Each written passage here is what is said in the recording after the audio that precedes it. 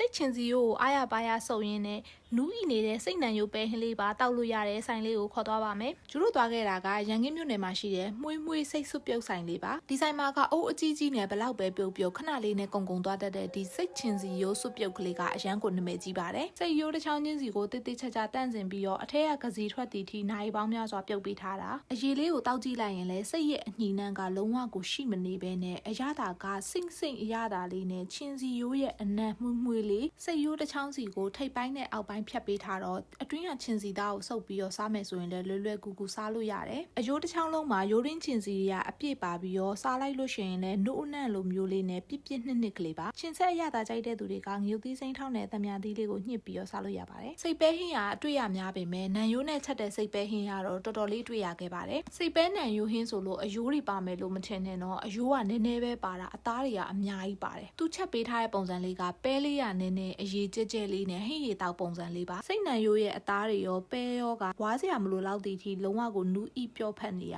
အနံ့အရသာကအချိုမုတ်နေဟင်းခက်အမွှေးချိုင်အနံ့အရသာတွေများနေရမျိုးမဟုတ်ပဲစိတ်သားနဲ့ပဲဟင်းပေါင်းဆက်ပြီးတော့ရလာတဲ့တဘာဝအနံ့ရသာအတိုင်းပဲချက်ပေးထားတယ်အရေးတောက်လိုမျိုးဒီတိုင်းတောက်မယ်ဆိုလို့ရှိရင်လည်းတောက်လို့ကောင်းတယ်ထမင်းလေးနဲ့ရောစားမယ်ဆိုလို့ရှိရင်လည်းထမင်းမိန်စေတဲ့ဟင်းပွဲလေးပါဒီဆိုင်ကိုရောက်ရင်မဖြစ်မနေစားကြည့်တင်တာကဒီစိတ်သားဒိန်ကျင်နှက်ဒိန်ကျင်လေးနဲ့စိတ်သားကိုတိချာနှက်ပြီးတော့ချက်ပေးထားတာစက်သွန်စီသက်အနှစ်လေးရဲ့ဒိန်ကျင်အရသာလေးရဲ့အကြောင်းချိုစိမ့်ပုံစံလိုမျိုးလေးဒီလိုဟင်းချက်လေးတွေကိုကြတော့ထမင်းလေးနဲ့တွဲစားရင်ပို့ပြီးတော့လိုက်ဖက်ပြီးတော့စားလို့ကောင်းတယ်ကျူကတော့လေဒီဆိုင်ကထမင်းပူပူလေးရဲ့စိတ်ဒိန်ကျင်နှက်ဟင်းလေးရဲ့ငပိထောင်းလေးရဲ့တွဲပြီးတော့စားရတာကိုတော်တော်လေးကြိုက်ပြီးတော့ဆွဲလန်းနေပါပြီဒီဆိုင်မှာကစိတ်ပောင်ကိုအချောင်းလိုက်ချက်ပေးထားတဲ့စိတ်ပောင်ဟင်းတွေရောစိတ်ဥချမ်းနဲ့ပတ်သက်တဲ့ဟင်းတွေရောအများကြီးပဲရတယ်တေချာပေါက်နောက်တစ်ခါဒီဆိုင်ကိုပြန်လာပြီးတော့ကျန်တဲ့ဟင်းတွေအကုန်လုံးကျူစားကြည့်အောင်ပါအဲ့ခါကျရင်လည်း vlog လေးထပ်လုပ်ပေးမယ်နော်ဆိုင်လေးစာလေးကတစ္ဆာလန်းနဲ့ကံဘက်လန်းတောင်မီပွိုင်နီးလင်းလင်းထမင်းကြော်ဆိုင်ရဲ့ဘေးမှာပါဆိုင်ကညနေ6နာရီမှစဖွင့်တာဆိုပေမဲ့ဟင်းတွေကုန်တာအရန်ကိုမြန်ပါတယ်အဲ့တော့စောစောလာထားမှစိတ်ချရမယ်နော်အချိုတဲဖို့အတွက်တော့အနီးနာကံဘက်လန်းထဲမှာရှိတဲ့အိန္ဒိယမုံအချိုဆိုင်လေးကိုဝင်ပြီးတော့ကျူးကြိုက်တဲ့မုံလေးတွေကိုဝယ်စားခဲ့ပါတယ်အခုလိုစိတ်ရိုးကြိုက်တဲ့ vlog လေးကိုအဆုံးထိကြည့်ပေးရကျေးဇူးတင်ပါတယ်အားလုံးပဲနောက်ထပ်ဗီဒီယိုမှာပြန်တွေ့ပါမယ်တတ်တာ